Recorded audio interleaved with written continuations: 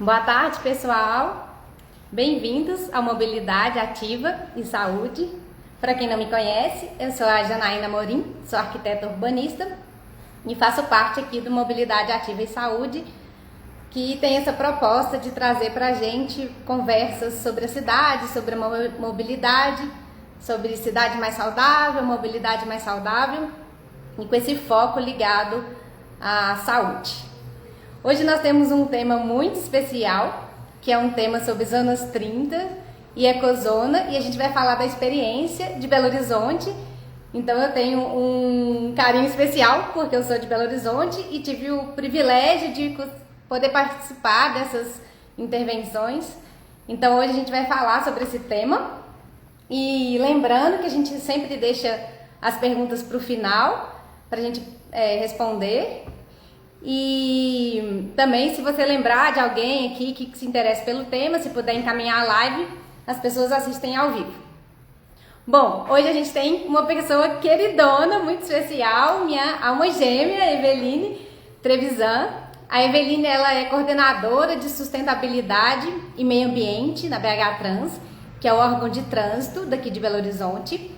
E aí ela vai contar um pouco pra gente, a gente vai poder trocar essa ideia sobre as implantações de Zona 30 na cidade, como que foi as implantações no entorno de escolas e um pouco da ecozona que foi implantada esse ano no bairro Santa Teresa. Então a gente vai trocar essa ideia e falar como que a Zona 30 pode colaborar com uma cidade mais saudável, uma mobilidade mais sustentável. E como que acontece essas questões, o envolvimento com a comunidade, o envolvimento com as escolas. A gente vai bater um papo aqui. Então eu vou convidar a Eveline para entrar.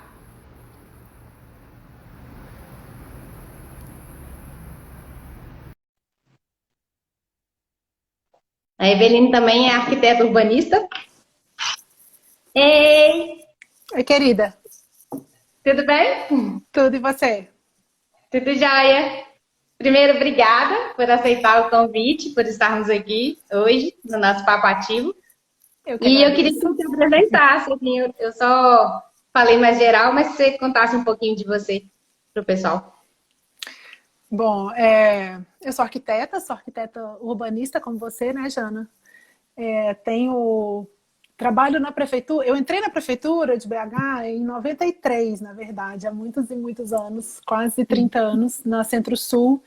Trabalhei por 8 anos lá e desde 2001, início de 2001, fui para BH Trans. Sempre trabalhei com projetos de urbanismo, sempre a gente tentou dar essa cara mais de sustentabilidade aos projetos que a gente discutiu, tanto desde quando eu estava na Regional Centro-Sul, até quando até quando eu comecei a trabalhar na BH Trans. E eu atualmente sou coordenadora de sustentabilidade e meio ambiente da BH Trans. Isso significa que eu coordeno o programa de mobilidade por bicicleta da cidade.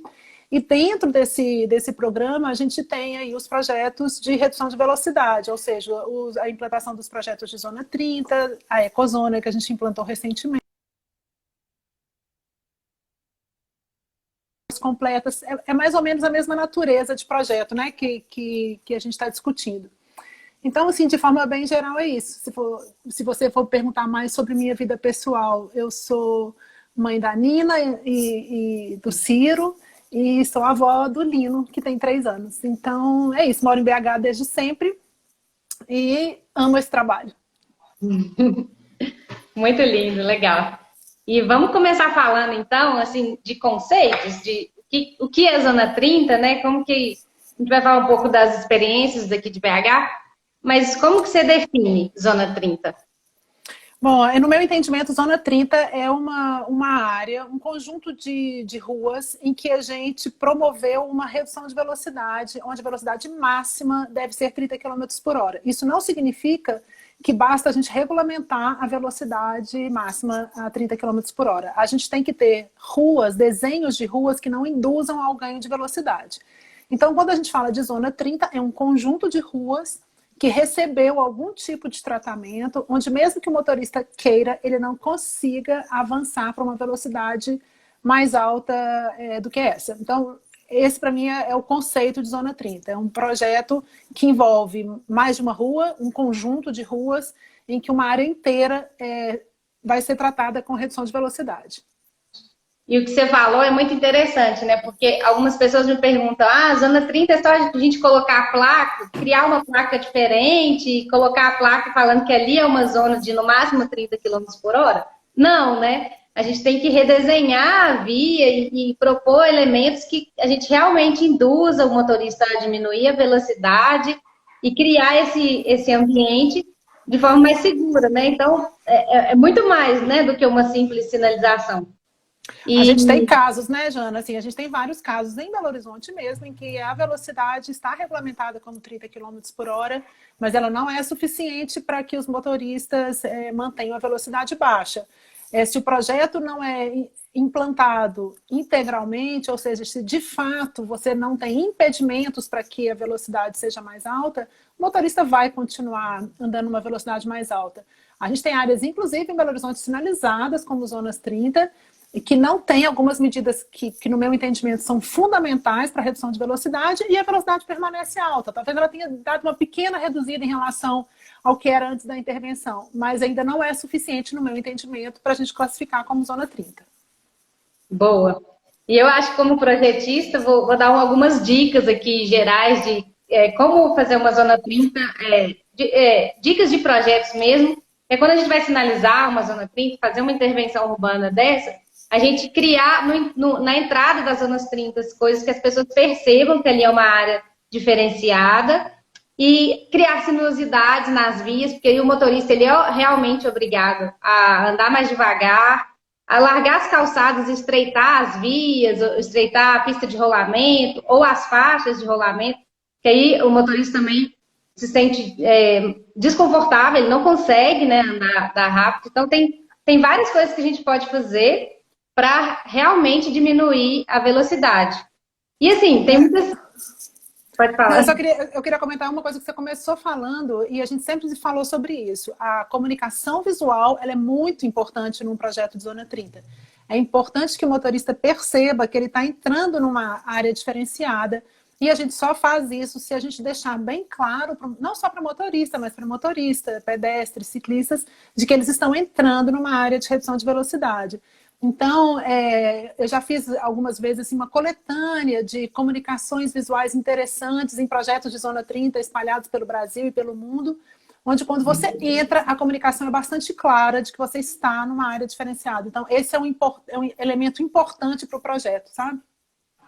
É mesmo, faz toda a diferença. E alguns manuais dão essas diretrizes mesmo, da gente criar uma travessia elevada, uma sinuosidade, ou um portal, ou uma sinalização, né, mais extensiva, que mostre que ali é uma área especial, não simplesmente a sinalização que as pessoas estão acostumadas, né, no caso aqui do Brasil, do CONTRAN, assim, ela não chama tanta atenção para essa diferença de área e para a pessoa reparar mesmo e querer conseguir andar mais devagar. Né?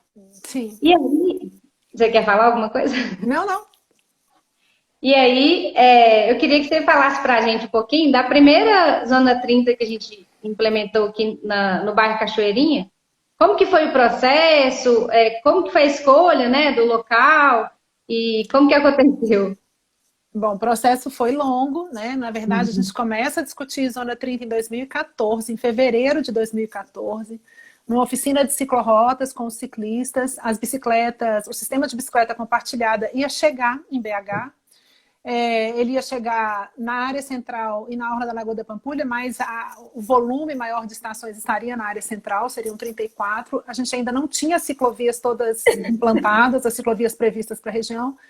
Então, a gente resolveu partir para uma discussão de vamos tentar olhar para a área central e enxergar que ruas a gente consegue tratar com redução de velocidade para a gente oferecer mais segurança para quem vai pedalar. Então, foi isso que a gente fez. Eu acho que, se não me engano, foram 2 finais de semana, 4 dias, assim, que a gente ficou debruçado sobre o mapa da área central, entendendo aonde, de fato, a gente precisaria de uma infraestrutura segregada para bicicleta, mas aonde a gente conseguiria reduzir a velocidade e, com isso, criar uma área mais segura. Esse foi o nosso primeiro mapa de zonas 30 para a área central. Ele ficou pronto no início do segundo semestre de 2014. Ele é constituído por 8 propostas de zonas 30, e aí a gente achou que essa era uma coisa muito fácil, né, de ser viabilizada, e a gente começou as discussões, então, para viabilizar. Logo em seguida, a gente teve apoio do ponto de vista de cooperação técnica com a cidade de Bremen, na Alemanha. Então, existia uma parceria onde Belo Horizonte estaria disposta a aprender boas práticas de bicicleta e Bremen a ensinar. E nesse processo, a gente elencou uma primeira possibilidade de implantação de Zona 30, que seria na Savassi. E aí a gente começou a desenvolver esse projeto. E aí nós passamos exatamente quase 5 anos discutindo esse projeto. Ele, em alguns momentos, chegou bem perto de ser implantado, mas depois recuava por questões políticas, porque falar de redução de velocidade não é simples, né? Geralmente provoca muitas reações negativas. E aí, num determinado momento, a gente, com esse processo de cooperação alemã, nós somos chamados à cidade de Bremen para um evento onde a gente levou assim, o que era o maior desafio da nossa cidade, era uma série de cidades que estavam participando, qual é o maior desafio para nós conseguirmos viabilizar um projeto de Zona 30. E aí a gente contou o caso, né, de alguns anos já discutindo, esse evento foi em 2018, a gente estava discutindo então há 4 anos o projeto. E aí, a gente saiu com algumas diretrizes assim, desse evento. Uma delas foi que a cidade de Bremen, especificamente, mas mais alguns especialistas alemães de outras cidades, estariam dispostos a vir a BH nos ajudar a viabilizar o projeto. Mas foi fundamental, para o nosso entendimento, mudar um pouco o foco, em função, inclusive, das resistências que a gente vinha sofrendo nos últimos anos, né? Desde que a gente começou a discutir. Então, a gente tira o foco da discussão de Zona 30 para um projeto para ciclista e a gente passa a olhar um projeto de Zona 30 com foco para crianças, para pessoas idosas, para pessoas com algum tipo de dificuldade de locomoção. Isso fez muita diferença na nossa estratégia, porque quem é contra um projeto que vai dar mais segurança a crianças, por exemplo, né? Eu acho que aí a gente teve uma sacada que foi muito interessante. Quando, de fato, aconteceu o evento aqui em BH, que foi o Connect Cities Belo Horizonte, que a gente teve a presença dos especialistas alemães, a gente já tinha selecionado quais seriam as 2 áreas que a gente ia levar para essa discussão. Uma delas era a região hospitalar, então uma rua importante na região hospitalar, que também é outra área que a gente entende que não tem muito como discutir, né? Assim, quem vai ser contra um projeto de redução de velocidade numa região hospitalar. E a outra área, que foi uma região do bairro Cachoeirinha, ela surgiu como resultado de um trabalho que estava sendo desenvolvido na BH Trans por uma analista, Patrícia Moreira. Ela estava trabalhando com avaliação de incidência de acidentes em alguns bairros da região nordeste de Belo Horizonte. E aí, ao bater o mapa de acidentes com o mapa da região do bairro Cachoeirinha, ela descobriu uma área que tinha 3 escolas, 2 igrejas, um lar de abrigo de idosos e que tinha muito acidente acontecendo ali.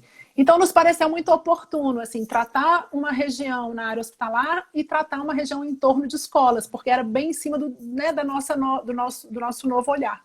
Então, foi assim que a gente chegou no bairro Cachoeirinha. Nesse tempo, depois desse workshop, a gente conseguiu parceria também do ITDP Brasil, e aí a gente conseguiu viabilizar esse primeiro projeto. Jana, você vai me falando se eu estou falando demais, você pode me interromper, porque eu me empolgo também, né? Você sabe. Então, não, nós estamos adorando, pode falar. Bom, então foi isso. A gente chegou, então, nosso primeiro planejamento, né, do projeto, da primeira intervenção de Zona 30. A gente já tinha definido que ela seria implementada com urbanismo tático. Então, era isso, também era um compromisso nosso de mostrar para a cidade que era um teste e que esse teste seria avaliado antes, durante e depois e que ele seria revertido em definitivo caso a avaliação fosse positiva, os dados fossem positivos. Então, foi exatamente o que a gente fez. E como a gente partiu do princípio que a nossa maior dificuldade nesses anos todos que a gente passou discutindo era comunicar o projeto, era fazer com que as pessoas compreendessem o que a gente estava propondo, que a gente então ia começar desde a etapa de planejamento a fazer essa discussão. Então, é isso. Isso tudo foi resultado do workshop, onde a gente traçou estratégias, formas de trabalho. O ITDP nos ajudou muito também com a metodologia de abordagem com os estudantes, e aí a gente começou com as escolas, né? A Jana já estava trabalhando com a gente, né? Justamente nesse apoio do Instituto Wuppertal. E aí a gente fez um primeiro traçado de como é que a gente achou que deveria tratar ali a Rua Simão-Tan, que foi o nosso foco de intervenção e as suas principais interseções. E nós levamos esse projeto para discussão com os alunos, e aí a gente melhorou muito o projeto durante essa discussão, porque algo que eu até comentei ontem, que me surpreendeu muito, é que a gente trabalhou basicamente nesse primeiro projeto com adolescentes, então alunos do ensino médio. Eles têm uma visão muito boa de projeto, eles tiveram uma visão muito boa do projeto. Tudo que a gente levou, eles compreenderam o que a gente estava propondo, eles sabiam localizar na planta onde eles estavam, onde eram os pontos inseguros, onde tinha problema de travessia, onde estava mais escuro à noite quando eles precisavam caminhar. Então eles iam nos ajudando também a amadurecer o projeto. A gente ficou lá durante alguns dias e nos 3 turnos a gente discutiu com o máximo de alunos que a gente conseguiu. E aí a gente foi para a rua em 3 dias de intervenção para colocar o projeto de pé. Assim. Exatamente. Eu lembro nas oficinas, foi 2019, né? A gente fez as oficinas com as escolas e os alunos, eles tinham umas visões do dia a dia que a gente não fazia ideia, né? Que aquilo acontecia. Foi muito rico, assim. Sim. E o projeto pôde ficar muito mais abrangente, assim, e incorporar coisas incríveis que atendesse realmente a comunidade. Não era mais uma visão só do corpo técnico de fora, exatamente, né? Foi muito legal. E esse é um processo que a gente foi aprendendo, né, Jana? A gente vai aprendendo que a gente tem muito a aprender também nesse processo. Então, ele é um processo o tempo todo cíclico, em que a gente leva algum conhecimento e a gente recebe muito conhecimento de volta. E aí é nesse processo que a gente ajusta projetos, que a gente faz acordos, que a gente entende que é preciso recuar em algumas soluções que a gente tinha proposto num primeiro momento, mas a gente viu que na prática não funciona. Então, acho que também essa é uma lição que a gente aprendeu nesse processo. A gente precisa ir muito aberto a rever uma primeira ideia, porque é lógico que a gente vai para essas discussões com a comunidade como a primeira ideia.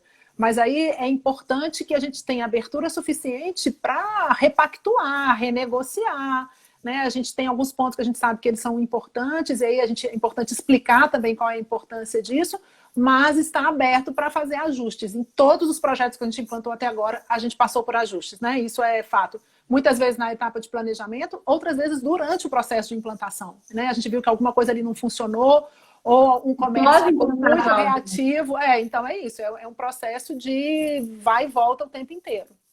E é muito rico isso, né? É muito legal. E essa questão dos alunos envolverem, a gente fala assim, parece uma coisa tão linda, mas na verdade é muito difícil lidar com criança, com adolescente. Então, tem toda essa parte da gente explicar, de envolver realmente eles. E é muito lindo quando eles envolvem, que dão opinião, eles desenham, eles imaginam, sonham, né? É muito rico esse sonho, a gente construir esse sonho junto. E me fala um pouco também de outros atores, assim, porque tem essa questão de envolver alunos e professores, mas a gente envolve também outras pessoas da comunidade, né, comerciantes e tal. Como que é feito esse envolvimento? Só voltar então um passo atrás. Quando a gente foi discutir esses projetos, essas 2 áreas de intervenção, tanto na região hospitalar quanto do Cachoeirinha, a primeira coisa que a gente fez foi tentar dar uma mapeada em quem são as pessoas que ocupam essas ruas e quem são as pessoas que ocupam o entorno dessas ruas. Acho que isso foi algo que a gente fez no início e eu acho que tem isso. Cada rua é uma rua, cada rua vai envolver atores diferentes. Então, a gente também tem que ir aberto para isso. No caso do Cachoeirinha, o que a gente viu? Era fundamental envolver as escolas, então a gente chamou as diretorias das escolas para conversar, representante da igreja, o representante do lar de idosos. E aí a gente tinha lá no Cachoeirinho uma presidente da associação comunitária muito ativa, então ela foi uma pessoa muito importante também para nos ajudar, inclusive na mobilização. E aí o comércio da rua, os comerciantes da rua, aí não tem muito jeito, é 1 a 1, a gente tem que passar em cada um. Então, Cachoeirinha, a gente bateu campainha em cada um dos comércios existentes, porque eu acho que é onde reside a maior resistência. Sempre, né? Em todas as intervenções que a gente fez, por conta do medo da perda de vagas. Isso é o que pega. No caso da região hospitalar, a região hospitalar já era um pouco diferente. O Cachoeirinha é muito aquela coisa do bairro, então as pessoas se sentem muito donas da rua. E aí a gente pegou o oposto, né? Que a região hospitalar, na verdade, é uma região que é da cidade inteira e mais do que isso, é da região metropolitana, inclusive. Então, é mais difícil nesses casos, muitas vezes, você identificar os interlocutores, mas muitas vezes é mais fácil implantar a intervenção. É muito curioso, isso foi algo que deu um nó na minha cabeça, porque era um entendimento diferente do que eu tinha na intuição. No bairro, é muito mais difícil, muitas vezes, você implementar, porque as pessoas se acham absolutamente donas daquela rua. Quando você vai trabalhar numa área central, é meio terra de todo mundo, é meio terra de ninguém. Então, eu sinto que as resistências são menores. Na região hospitalar, a gente juntou o maior número de diretores de hospitais que a gente conseguiu, de clínicas, comércio, a gente fez uma proposta assim, a gente conversou com a universidade. Então, foi assim que a gente fez para essas duas regiões. E aí, como eu comentei, cada caso vai ser um caso. A gente acabou de trabalhar agora, né, em Santa Teresa, e aí a gente viu que Santa Teresa tem mais de uma associação de moradores que atua no bairro. São vários atores diferentes, porque é um bairro muito mobilizado. E aí é muito importante a gente fazer esse mapeamento antes de começar a conversar, para a gente não atropelar o processo, para as pessoas não se sentirem atropeladas. Então, é muito variado, sabe? Assim, sempre tem moradores, sempre tem comerciantes, mas todas as áreas têm especificidades que a gente precisa se debruçar sobre elas. Entendeu? Legal. Legal essa dica de mapear antes para saber onde ir. E antes da gente falar um pouco da Ecozona, vou te pedir para falar das outras zonas 30, principalmente a do Confisco, né, no entorno da escola Anne Frank, que é uma escola municipal. O que teve de diferente ou similar à Zona 30 do Cachoeirinha, que também foi em torno de escola? E quais os aprendizados dela, assim? E falar um pouquinho da Rua Diamantina também. Tá, então deixa eu começar com Diamantina, que depois eu termino com Confisco. Diamantina, na verdade, a gente não estava preparado para fazer Diamantina, né? A gente já sabia que teria financiamento para fazer Confisco, a gente já tinha feito a escolha, quando eu recebi um telefonema na BH Trans, assim, de uma das curadoras daquele projeto de arte urbana, o Cura, né? E aí ela falou, olha, eu fui lá no Cachoeirinha, eu fiquei encantada com o que vocês fizeram, a gente vai fazer mais uma edição do Cura, e é uma edição que tem como objetivo valorizar o bairro Lagoinha, e o Mirante, não sei se as pessoas que estão aqui, todo mundo sabe o que é, mas o Cura é um festival super importante, vocês podem procurar aqui no Instagram a página deles, é um festival de arte urbana que pinta em penas cegas, né, no centro da cidade. São artistas super renomados, os painéis são maravilhosos, e faz parte da tradição do Cura, nos dias de pintura desses painéis, montar um mirante para que a população possa acompanhar a pintura, né, que está sendo feita nesses prédios. E aí eles já tinham feito uma vistoria na Lagoinha e chegaram na Rua Diamantina como uma rua estratégica do ponto de vista de visão, assim, né, do que seria pintado. E a Rua Diamantina é uma rua paralela à Avenida Antônio Carlos, que é uma rua, né, onde inclusive está instalado o nosso corredor de BRT. É uma avenida de trânsito mais rápido. Então, a Rua Diamantina ela acabava sendo um escape para carros que queriam fugir da Antônio Carlos. Então, era uma rua de bairro, mas com uma velocidade muito alta. E aí, quando no primeiro momento eu recusei e falei, a gente não tem condição, a gente não tem dinheiro. Aí nós fomos lá, né? A gente resolveu ir lá ver. Quando a gente viu, aí a gente falou, cara, não tem como não fazer. E aí a gente tinha algum resto de tinta que tinha sobrado da Cachoeirinha. Tinha gente cheia de energia. E o Cura falou, a gente compra o que precisar, o que mais precisar. A gente faz as compras para vocês. E aí a gente, sei lá, a gente montou um projeto, né, Jana, muito rápido. Eu fiz uma reunião com a associação Viva Lagoinha, num domingo, mostrei o projeto, todo mundo abraçou, eles queriam muito lá teve zero resistência. Assim. E a gente pôs o projeto em pé em 2 dias, com muito voluntário, isso foi muito legal, assim, pessoal do bairro, da própria prefeitura, pessoas que estavam trabalhando com a gente no GT Pedala, foi um projeto muito bonito. E aí, nos dias do festival, o projeto ficou em pé e foi super, super bacana. Bom, e aí o Confisco já era um projeto também planejado para o ano de 2019, tudo isso aconteceu em 2019. para setembro. A gente queria colocá-lo de pé na Semana da Mobilidade, que é de 16 a 22 de setembro. Só que aí o Confisco, a gente já estava começando a agregar outros atributos de sustentabilidade num projeto de mobilidade. Então, ele foi financiado pelo Instituto Wuppertal, na verdade pela ONU Habitat, mas tendo o Instituto Wuppertal como intermediário nesse financiamento. A gente também teve apoio do WRI. E aí o que a gente, além do envolvimento da escola, a gente também já teria, a gente já colocaria o tema do tratamento de resíduos no projeto. Então a SLU participou muito ativamente com a gente nesse processo. Como é uma escola municipal, eu fiz todo um trabalho junto à Secretaria Municipal de Educação. Então eu fui à secretaria, eu fiz a apresentação do projeto. Então essa foi uma etapa, porque as escolas no Cachoeirinho tem duas escolas estaduais e uma escola particular. E no Confisco não, é uma escola municipal, inclusive uma escola modelo, a escola Anne Frank. E aí a gente começou esse trabalho bem antes, assim, não foi nem na escola, começamos lá na Secretaria de Educação, e aí a gente foi ainda até chegar na diretoria da escola. E aí, além de agregar a SLU como parceira, né, que é a nossa superintendente de limpeza urbana, no tema da reciclagem, houve uma gincana na escola, né, de arrecadação de garrafas PET, que depois virou uma instalação no dia da nossa abertura de rua.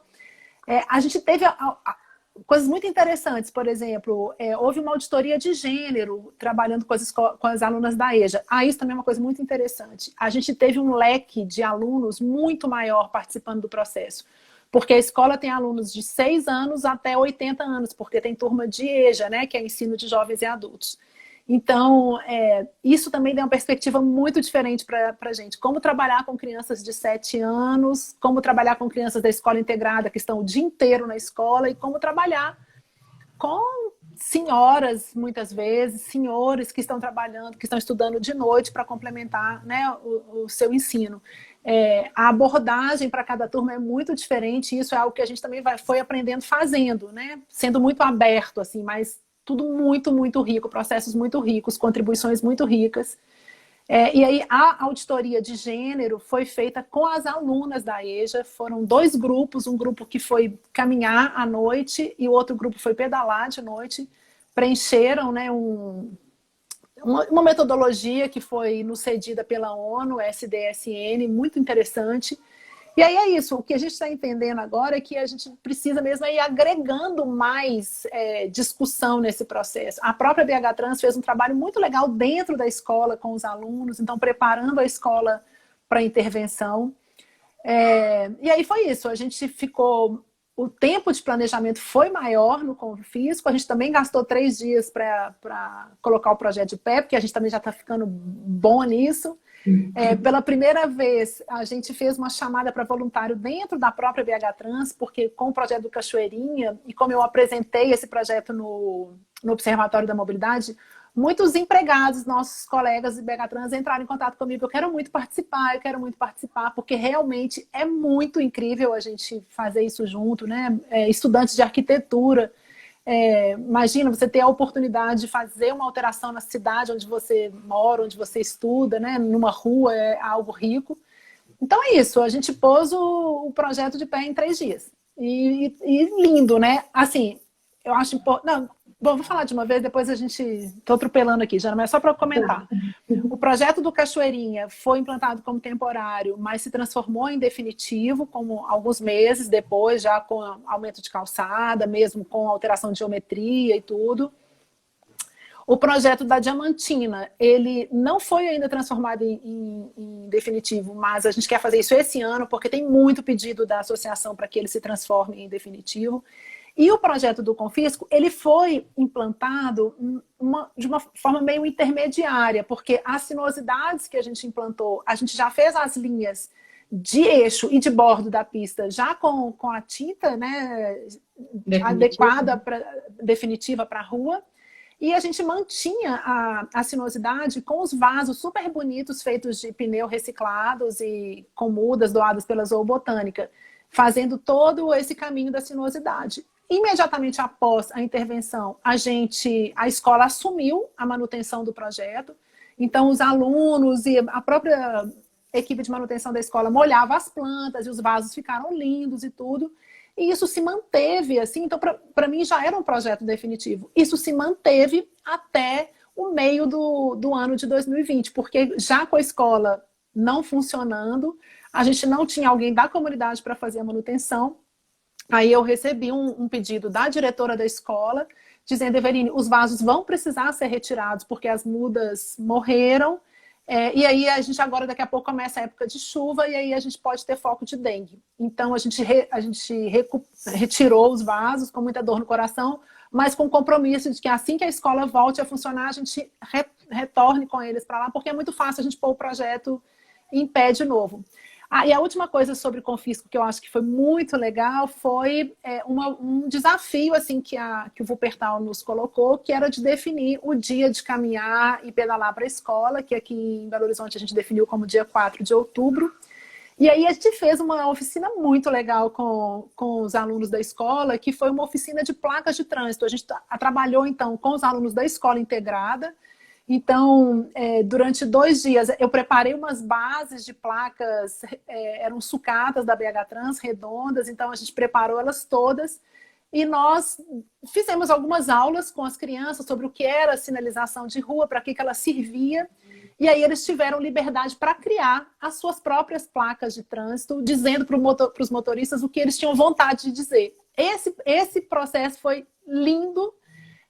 A gente passou 2 dias com eles montaram e depois a gente instalou essas placas no entorno das escolas. Então, o projeto do Confisco teve muita novidade em função disso, assim, foi muito, muito, muito bacana.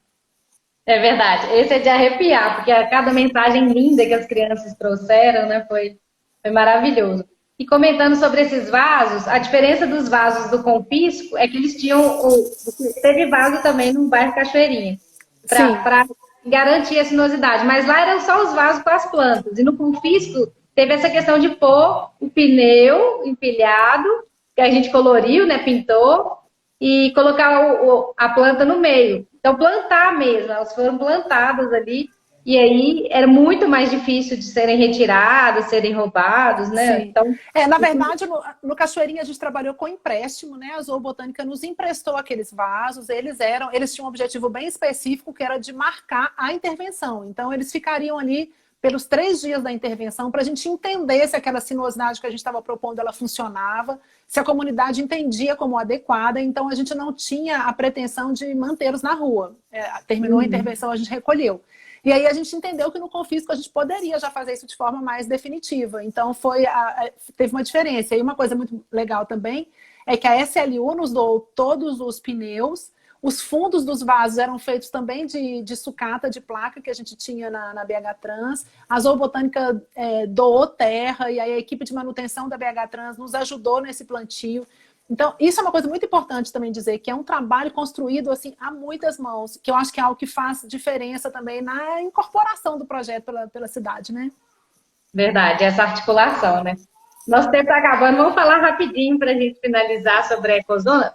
Já rolaram várias perguntas aqui, vou pedir para o pessoal colocar as perguntas no balãozinho, que tem um ponto de interrogação, que aí fica mais fácil de ler. E a Eveline fala para a gente um pouco sobre a Ecozona. O que é Ecozona, né? Esse nome, Ecozona. E como que foi a Ecozona implantada recentemente, né? No bairro Santa Teresa, aqui em Belo Horizonte. Qual que é a diferença de Zona 30? Bom, aí esse foi um projeto que a gente construiu também lá com a Alemanha. A gente discutiu isso no início de 2020, eu tive em Berlim, e a gente já estava trabalhando na ampliação desse conceito. Então, a nossa pretensão, ao falar de um projeto de Ecozona, era que a gente tivesse em Belo Horizonte uma área implantada com emissão de 0 carbono. Então, a gente pensava, inclusive, na restrição total de acesso de automóveis nessa região, em que a gente tivesse modelos exemplares de tratamento de resíduos. Então, era a gente trabalhar isso de forma mais holística mesmo na região. Como a nossa proposta era também seguir o mesmo padrão de incluir as escolas, a gente planejou toda essa intervenção para acontecer em setembro de 2020. E aí, bom, eu estava em reunião no finalzinho de fevereiro no final de março, a gente já estava entendendo que provavelmente não ia acontecer, né, no mesmo ano, em 2020. E qual não foi a nossa surpresa quando a gente viu que nada ia acontecer em 2020. E aí, enfim, a gente congelou esse projeto. A gente não tinha como fazer, porque para a gente a escola era um elemento fundamental nesse processo, e recuamos. Quando, em dezembro, a gente recebeu da Rosa, que é a nossa parceira do Wuppertal, dizendo que ela tinha, por conta dela, né, e comentou com a gente que ela tinha feito uma proposta de uma primeira etapa de ecozona para o TUME, que também é uma linha de financiamento que trabalha com mobilidade sustentável, e tinha sido aprovado. Então foi isso, a gente conseguiu, gente, é um valor super pequeno, para vocês terem uma noção de quanto é que custa, a gente conseguiu $11 mil, é um valor super, super pequeno. A BH Trans entrou com algo em torno de 50 mil para implantar aquela infraestrutura que para nós foi super importante e emblemática, que é a ligação da ciclovia da Avenida dos Andradas, que é uma avenida importante, que recebeu infraestrutura em função da pandemia, ligando essa avenida, essa ciclovia ao bairro Santa Teresa, que é um bairro que historicamente sempre teve muito ciclista, uma vida boêmia, enfim. E a primeira infraestrutura sobre viaduto em Belo Horizonte. Então, a BH Trans arcou com esse custo, mas toda a outra parte de intervenção veio desse recurso do governo alemão. E aí é um projeto intermediário entre o que a gente quer fazer, não é ainda um projeto de ecozona, mas a gente chama de primeira etapa.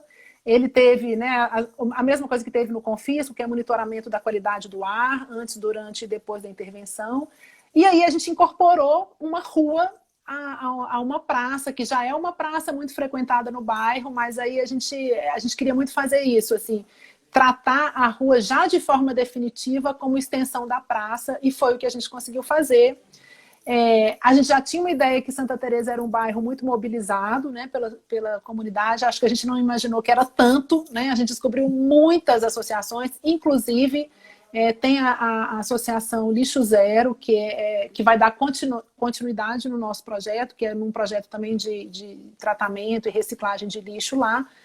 Mas é isso, Jane, eu falei correndo por conta do prazo. Você vai me falando aí, se eu posso falar mais, eu continuo dando mais detalhe. Eu acho que eu vou só complementar, lembrando que as 3 reuniões com a comunidade, Sim, né, que fizeram, foi muito importante para construir o projeto juntos e tal. E do mobiliário urbano, que a gente já até fez uma live aqui falando sobre isso, que o mobiliário urbano de taipa de pilão, com mesas e bancos, foi super interessante, foi inovador também, né, diferente dos outros. A gente já tinha estabelecido uma parceria muito interessante com a Newton Paiva, né, com a Faculdade Newton Paiva no passado, em função, inclusive, do aparelho de monitoramento da qualidade do ar. Newton Paiva tem um laboratório, que é o Fab Lab, que é essa linha de laboratório que é interligada com outros Fab Labs ao longo né, assim, em torno do mundo. Então, tudo que é produzido nos Fab Labs é de tecnologia aberta, qualquer um pode reproduzir. Então, a gente já tinha a ideia de reproduzir, a gente recebeu esse aparelho de monitoramento da qualidade do ar de um Fab Lab desse, que é o Fab Lab de Barcelona, e a gente já tinha feito contato com a faculdade para a gente montar uma linha de reprodução desse aparelho aqui. E ao fazer esse contato com o Fab Lab, a gente descobriu que também eles tinham um laboratório muito incrível de arquitetura que trabalhava com mobiliário urbano. E aí, nessa intervenção, a gente fez um casamento entre o Fab Lab, que foi quem produziu as formas, né, para o mobiliário urbano, e o estúdio, que é um estúdio específico de experimentos em arquitetura de terra, que é aí comandado pela Jaqueline, que fez um trabalho incrível com a gente, e nós instalamos todo o material em taipa de pilão. E assim, maravilhoso, maravilhoso. Foi muito legal mesmo. A gente fez uma live só sobre isso aqui, no quinto papo ativo, assim, sobre esse mobiliário, foi incrível, a Jaque mostrando lá em campo. Mas eu vou então fazer as perguntas que eu já até esqueci algumas que rolaram aqui, mas uma pergunta da Gabi é como articular um projeto de Zona 30 com a prefeitura quando ela ainda não tem essa visão? Bom, eu acho que a gente aqui em BH, a gente começou... Acho que a gente teve êxito porque a gente, de fato, conseguiu o financiamento de fora da prefeitura. Mas, cara, não tem muito jeito. É trabalho de formiguinha, sabe? É falando, assim, eu não sei se eu sou um bom ou um mau exemplo, porque eu tenho minha vida profissional absolutamente misturada com a minha vida pessoal. Então, por exemplo, eu começo a falar desse assunto no meu Instagram, que é pessoal, que não é, né, assim, que não é da BH Trans. Mas eu acho que isso cria engajamento, isso cria conhecimento sobre o projeto, né? Eu tenho falado muito sobre pedagogia urbana, sobre levar informação para as pessoas, receber informação das pessoas. Eu acho que é assim que a gente engaja. Então, ele é um projeto que ele vai demandar um grande esforço de mobilização, de descobrir parceiros. Acho que isso é uma coisa muito interessante. Dentro das próprias prefeituras, descobrir quem pode ser parceiro. Descobrir quem fala mais ou menos a mesma língua. E aí a gente vai criando grupos de pessoas afins. Eu acho que isso é uma estratégia que pode funcionar bem. Boa. A outra, a Tiffany perguntou qual o procedimento para pedir uma Zona 30 no bairro, aqui em Belo Horizonte mesmo. Bom, a gente tem, eu acho, se não me engano, 11 pedidos de Zona 30 já, que vieram pelas CRTTs, que são as Comissões Regionais de Transporte e Trânsito. Eu acho que essa é uma entrada importante.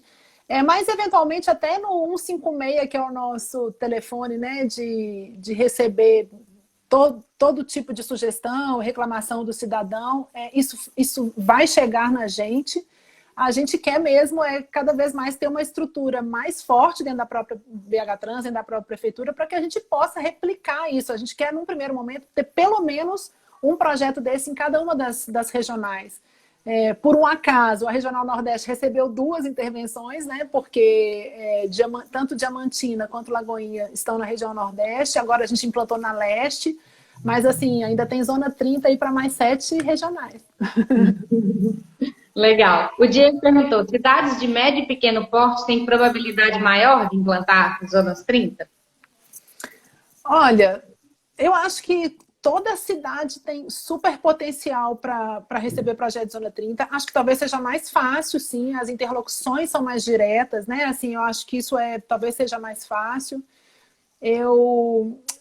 Se a gente roda em cidades do interior, assim, da Europa, a gente vê que toda microcidade ela está trabalhada com o projeto de Zona 30.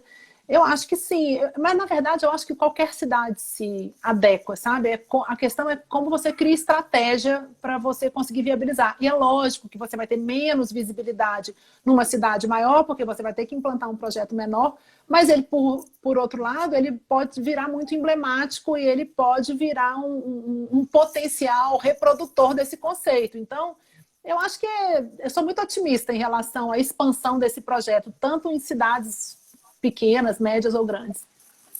Legal. Tinha rolado uma pergunta aqui durante o papo, que eu não sei de falar de quem foi, mas que perguntaram, tem um planejamento macro para Belo Horizonte para implantar esse tipo de intervenção em várias outras ruas e fazer uma coisa maior, uma escala maior? A gente tem um mapeamento de escolas, em que a gente já fez isso previamente, nas regionais, identificando quais seriam as escolas que mais precisariam receber num primeiro momento. A gente recebeu, inclusive, muito pedido no entorno de escolas. A gente tem um trabalho desenvolvido para a área central. Curioso é que, quando a gente trabalhou a área central, a gente não trabalhou o hipercentro, por uma questão de dificuldade mesmo. A gente estava lá em 2014 e a gente não colocou o hipercentro, que é o coração de Belo Horizonte, nesse planejamento. E aí, semana passada, eu conversei com a Jussara, que é a responsável, que trabalha diretamente com o projeto de segurança viária em Belo Horizonte, e ela falou que quando joga o mapa de atropelamento de Belo Horizonte em cima do mapa da cidade, é no hipercentro que está a maior concentração de atropelamentos. Então, por que não trabalhar o hipercentro com o projeto de Zona 30? Então, é algo que ela colocou isso na roda essa semana e a gente está disposta a tentar fazer um planejamento em que a gente... Qual o problema, né, assim, de ter um hipercentro que é ali uma região muito pulsante do ponto de vista de comércio. BH ainda tem muita vida de moradia no centro, então ter essa região, que é nosso coração ali do centro, todo tratado com redução de velocidade é algo muito bem-vindo, né? Então é isso, eu ainda acho que a gente não está falando ainda de um planejamento global, mas a gente já tem um olhar para a cidade inteira em relação a esse processo. Legal. Em questão do centro, eu que sou aqui de Belo Horizonte, fico impressionada quando eu vou lá na São Paulo, Curitiba, como que os pedestres andam na rua, porque eles não cabem na calçada. Sim. Impressionante, seria incrível algo do tipo. Eu vou fazer a última pergunta. O Heron perguntou, há mapeamento pelo Google Maps, por exemplo, disponível com as zonas 30? Pois é, essa é uma grande deficiência nossa. São duas coisas que a gente quer alimentar ainda esse ano no site da BH Trans. Não só o mapeamento, mas o processo, os processos, os relatórios, né? Os relatórios de antes, durante e depois. A gente já tem isso sistematizado e eu acho que quanto mais a gente disponibiliza esse material para que as pessoas consultem, mais isso é possível de ser replicado. A gente não faz isso por única e exclusiva falta de equipe, de gente, de tempo, né? A Jana sabe. A gente tem uma equipe muito, muito, muito reduzida. Basicamente, somos 3 pessoas assim, para trabalhar mais diretamente com esse programa. E aí é lógico que quando a gente vai fazer intervenção, aí a BH Trans se envolve como um todo, né? Porque a diretoria operacional é super parceira da gente, enfim. Mas do ponto de vista de planejamento, o que a gente precisa é ganhar a perna, sabe? Para a gente conseguir disponibilizar esse material. Mas é algo que já está no nosso radar para a gente fazer rapidamente. Legal. Vou ter que encerrar, que a gente já passou do tempo combinado, mas eu queria pedir para você encerrar com uma dica, uma frase, o que você queira falar. Acho que já deu várias dicas aqui, várias inspirações, mas para você fechar com alguma coisa que você queira falar para tantas pessoas que querem implantar esse tipo de intervenção nas suas cidades e ficam meio perdidos, assim, que dica que você daria? Para ter paciência. Para ter paciência. Isso é algo que a maturidade me ensinou, assim, a ficar menos frustrada, né, diante de nãos que a gente vai efetivamente receber pelo caminho, mas ter resiliência mesmo, diante de muitas negativas, a gente perseverar, sabe? Assim, a gente conseguir manter aquilo que a gente tem em mente, que a gente acredita que vai ser bom para uma região e que eventualmente vai ser bom para a cidade. Na insistência, na comunicação aberta e franca, a gente reverte esse processo. Então, é isso, paciência e perseverança. Eu acho que é algo que nos leva a viabilizar esses projetos. Legal. Tem uma frase muito legal que eu gosto da perestroika, que eles falam, vai lá e faz, né? Então, também fazer acontecer, não ficar naquele ambiente de reclamação ou de aqui na minha cidade não tem nada, né? Faz alguma coisa que as coisas acontecem, né? Essa articulação que você falou muito hoje, procurar as pessoas que têm essa sintonia com esse tipo de pensamento, cidades mais sustentáveis, faz toda a diferença. Querida, muito obrigada. Obrigada a você. Muito bom, muito delícia participar. Obrigada. Que bom. Um beijo a todo mundo que esteve aqui. Até. Tchau, tchau. Beijo. Tchau, gente.